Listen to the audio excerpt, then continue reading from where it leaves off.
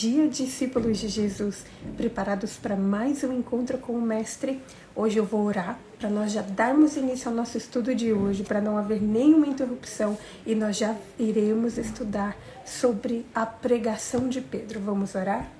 Querido Deus, nós te louvamos, Senhor, pela vida, te agradecemos pela oportunidade, pelo privilégio de estudar a tua palavra mais uma vez, e nós te pedimos, Senhor, que o Senhor esteja conosco, que o seu Santo Espírito, o mesmo que esteve naquele momento com aqueles discípulos, que esteja conosco nesse momento, nos ajudando a compreender a tua palavra. E tudo isso nós o fazemos em nome de Jesus. Amém. Ontem nós estudamos sobre a descida do Espírito Santo e sobre aquelas pessoas que estiveram reunidos ali no cenáculo. E nós vimos que primeiro eles ouviram, porque a presença do Espírito Santo ali era como o som de um vento muito forte, e que depois eles viram com seus próprios olhos, porque parecia como línguas de fogo que pousou sobre cada um dos que estavam ali reunidos. As pessoas que ali estavam se prepararam para receber o Espírito Santo, e durante esses 10 dias de preparação, eles se mantiveram unânimes em um único propósito: receber a promessa do Espírito Santo. Eles oraram por isso, eles perseveraram em oração, e algo que eu não falei ontem, mas que com certeza eles fizeram também, porque era algo comum de se fazer um dia anterior ao Pentecostes, era o jejum. Então, com certeza, aquelas 120 pessoas que estiveram reunidas ali, com certeza, além de orar, além de perseverar em oração em um único propósito, eles estavam jejuando, porque era comum para os judeus, para que eles jejuassem na noite que antecedia o Pentecostes.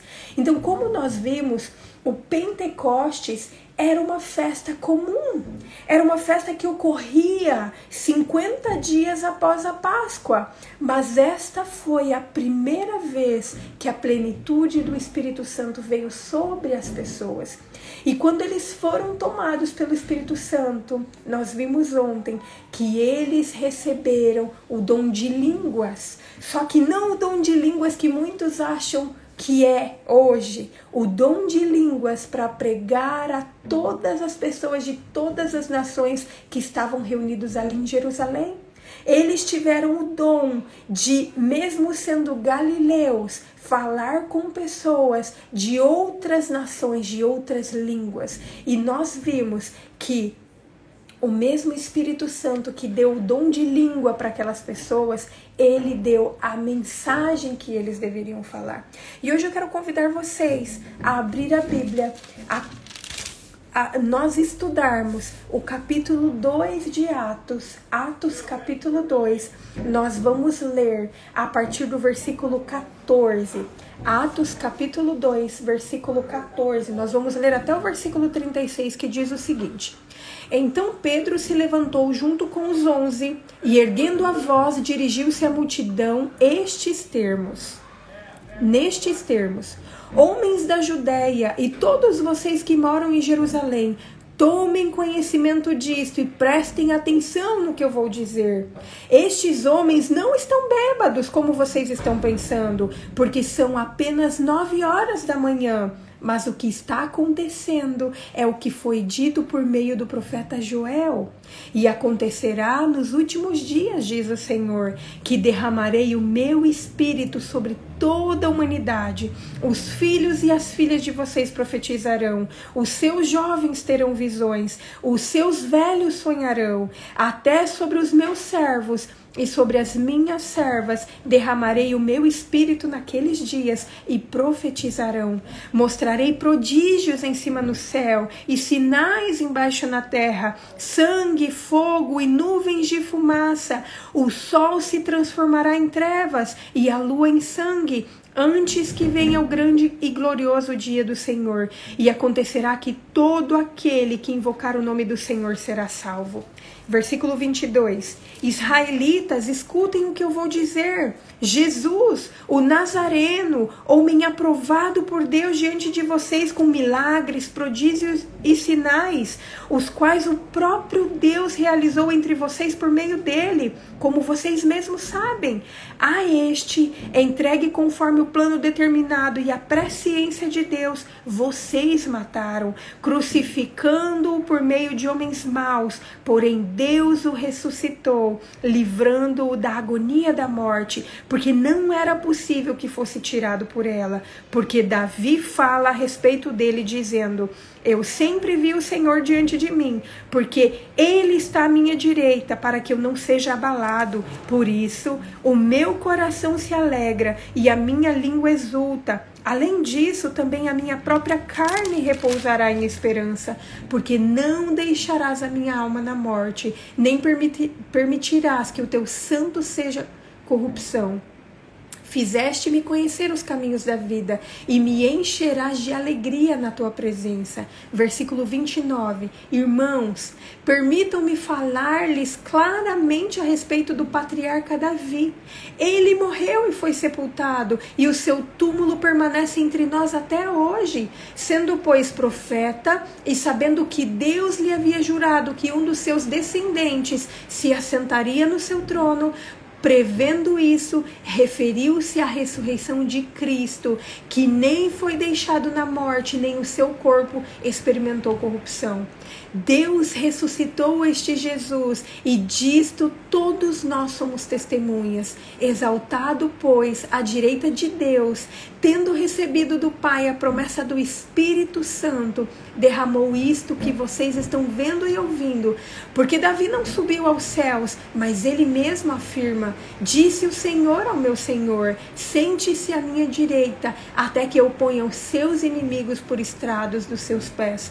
Portanto, toda a casa de Israel esteja absolutamente certa de que a este Jesus que vocês crucificaram, Deus o fez Senhor e Cristo. Nós estudamos aqui do versículo 14 até o versículo 36. E olha como que foi interessante esse relato que nós acabamos de ler. Começa falando que Pedro se levanta junto com os 11 e Pedro fala em alta voz. E em seu discurso, Pedro primeiramente levou os seus ouvintes a refletir e a raciocinar que aqueles que ali estavam não estavam bêbados, mas que eles haviam recebido o poder do Espírito Santo, a qual havia sido prometido desde a época do profeta Joel. Depois que Pedro falou isso, ele relembra a profecia de Joel sobre a promessa do Espírito Santo. E antes de terminar o seu discurso, relembra a declaração de Davi sobre o Messias, citando o Salmo 116. Antes de terminar o seu discurso, Pedro relembrou a declaração de Davi sobre o Messias, e ele tentou levar as pessoas a compreenderem que elas haviam sido culpadas de matar Jesus. Só que Jesus era o Messias prometido, e Jesus não havia ficado morto, mas que ele havia ressuscitado. É impossível ler esse relato e deixar passar despercebida a mudança significativa que ocorreu na vida de Pedro em apenas algumas semanas, desde o momento que havia negado Jesus. Pedro havia se convertido, a sua mente se abriu para as instruções do Senhor e ele conseguiu entender as Escrituras. Pedro recebeu discernimento e poder do Espírito Santo, e como resultado, Pedro se destacou como um santificado líder para aqueles crentes, cumprindo a missão que Jesus havia dado para ele, de apacentar as suas ovelhas. Nós vimos ontem que quando as pessoas de diversas nações começaram a chegar, que aqueles discípulos se reuniram, se dirigiram especificamente àquelas pessoas, falando para elas na língua delas, e que elas entendiam, e que elas estavam espantadas por estar compreendendo homens galileus falando na sua língua. E agora nós vemos aqui Pedro se levantou como um representante de todos os seus irmãos para fazer o encerramento dessa grande reunião evangelística que havia começado. E sabe uma informação que me chamou bastante atenção? A Bíblia fala que Pedro se levantou com os 11 discípulos. Isso quer dizer que Matias já estava com eles. Nós vimos como que foi a eleição de Matias para substituir, para ficar no lugar de Judas. E nesse primeiro trabalho missionário, Matias já estava ali. Matias havia sido incluído entre os apóstolos e ele assumiu rapidamente as suas responsabilidades de testemunhar. E a Bíblia fala que Pedro se levanta e que ele começa a pregar em alta voz. E em seu discurso, primeiramente, ele levou as pessoas a compreenderem o que estava acontecendo ali, naquele momento. Ele apelou para o bom senso das pessoas, levando aquelas pessoas a refletir. Seria possível que os discípulos estivessem bêbados na manhã da festa do Pentecoste, após passar a noite em devoção, quando todos os judeus decentes jejuavam? Pedro apelou para o bom senso daquelas pessoas e Pedro lidou de maneira diplomática com aquela acusação, presumindo que aquelas pessoas que estavam acusando, que elas estavam cometendo um erro ao acusar aqueles apóstolos, aquelas pessoas de estarem embriagados. E então Pedro começa a falar, só que Pedro não começa a falar de qualquer jeito, Pedro começa a falar com ousadia e ele começa a explicar para aqueles ouvintes o que realmente estava acontecendo ali. E Pedro começa a fazer a primeira exposição pública da vida e das obras do Messias, desde que ele tinha ido para o céu. Pedro ele não se aprofunda aqui na controvérsia sobre Jesus. Pedro primeiramente utiliza passagens do Antigo Testamento que todas aquelas pessoas acreditavam para sancionar o fenômeno que eles estavam testemunhando. E isso levou as pessoas ali a prestarem atenção e os ajudou a aceitar o raciocínio daquele apóstolo. Pedro então cita o profeta Joel, que se vocês quiserem anotar, vocês podem ver, está relatado em Joel capítulo 2, a partir do versículo 28, e o profeta aqui, ele diz, ele conclama Israel para o arrependimento, e ele promete para o povo de Israel que o Espírito Santo seria derramado em uma ocasião futura.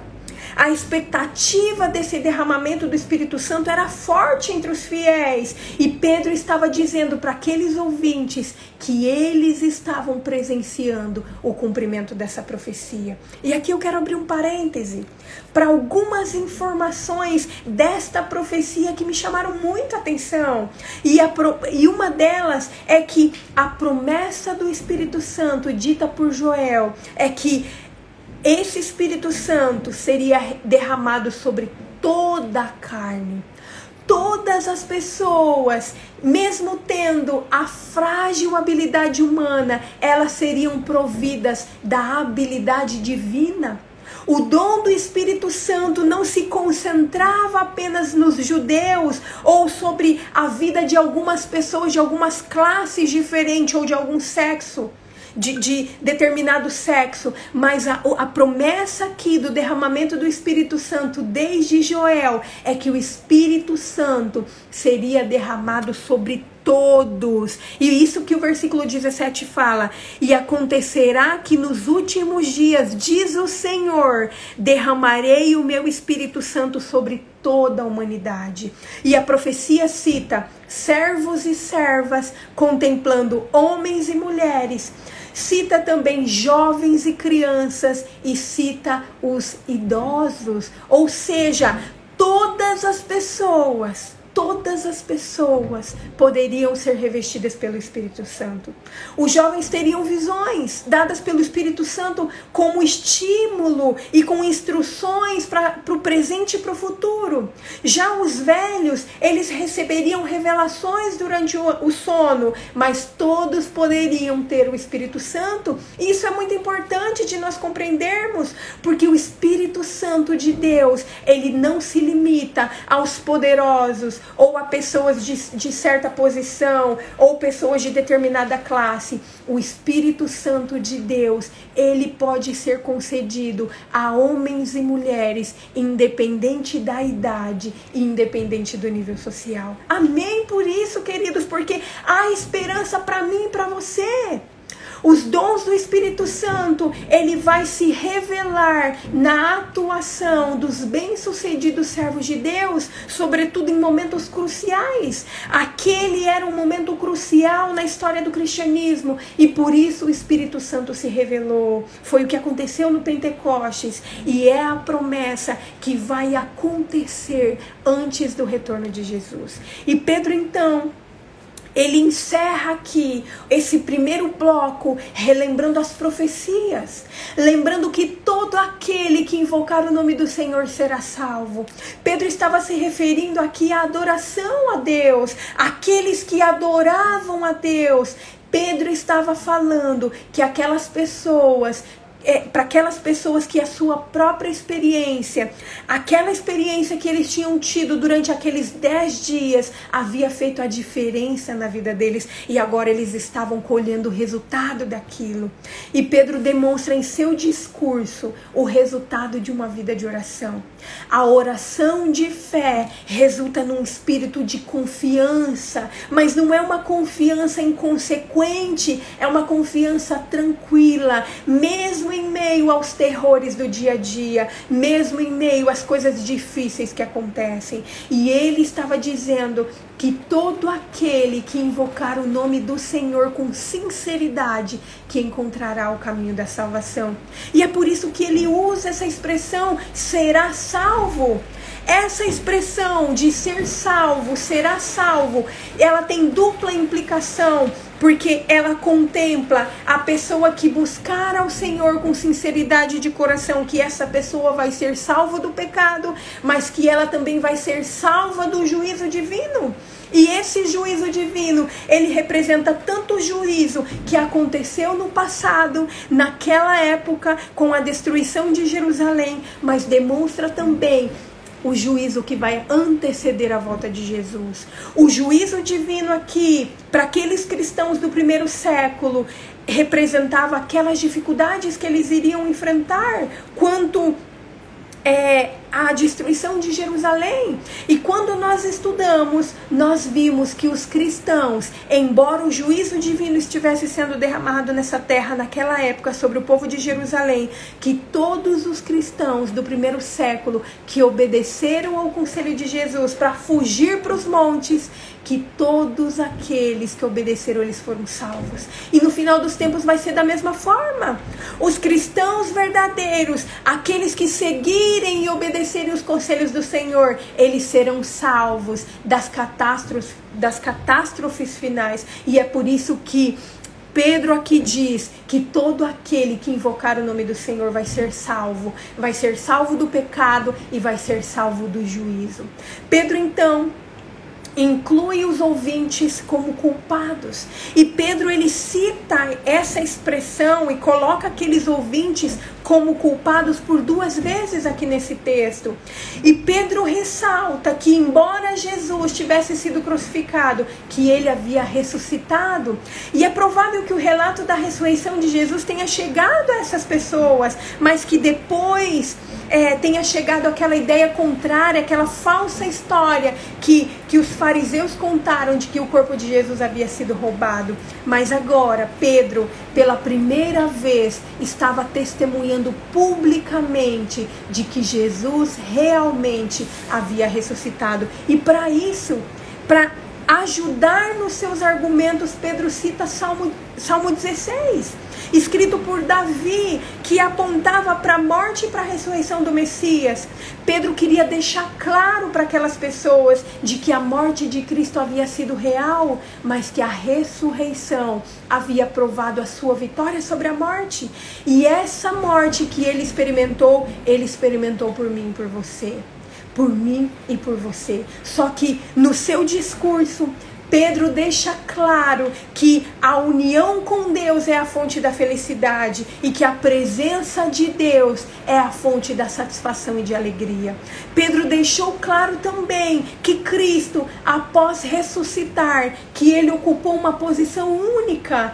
Ele é o vencedor no grande conflito contra Satanás e seus anjos. E assim como Jesus morreu e venceu a morte, ressuscitando, ele um dia vai vencer a morte para sempre, para sempre. 1 Coríntios capítulo 15, versículo 26, diz que um dia o último inimigo a ser destruído vai ser a morte. E um dia Jesus vai vencer essa morte para sempre, quando ele voltar.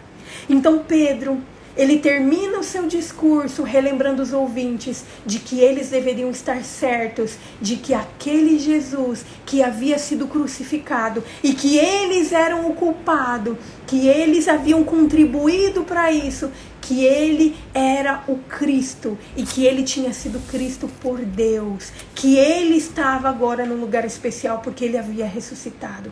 E assim termina aquele discurso de Pedro.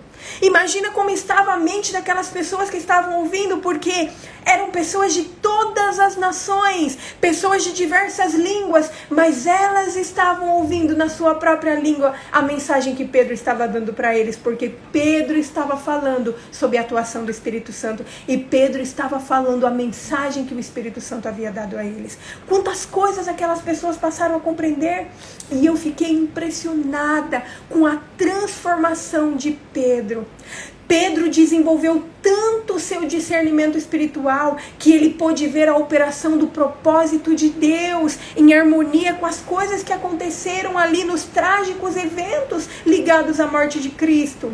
Na vida de Pedro, as incertezas tinham dado lugar às convicções. Em vez de medo, que fez com que aqueles discípulos ficassem presos por algum tempo ali escondidos, agora havia ousadia. Em vez de palavras impensadas, Pedro agora, como foi relatado nos evangelhos, Pedro, ele era impulsivo, mas agora, em vez de palavras impensadas, nós vemos um discurso detalhado e refletido. Pedro apresentou as profecias sobre Cristo com método, com clareza, com convicção e com ousadia. E Pedro levou aquelas pessoas a refletirem sobre tudo o que havia ocorrido nos últimos dias. Quando eu olho para a vida de Pedro, eu tenho esperança. Quando você estuda a Bíblia e vê os resultados daqueles que se permitiram ser preenchidos pelo Espírito Santo, você deve ter esperança. Queridos, o que a gente tem que entender é que o mesmo poder que foi derramado sobre a vida daqueles apóstolos está disponível para nós hoje. Nós só precisamos clamar, nós precisamos estudar as profecias e nós precisamos compreendê-las no tempo em que nós estamos vivendo.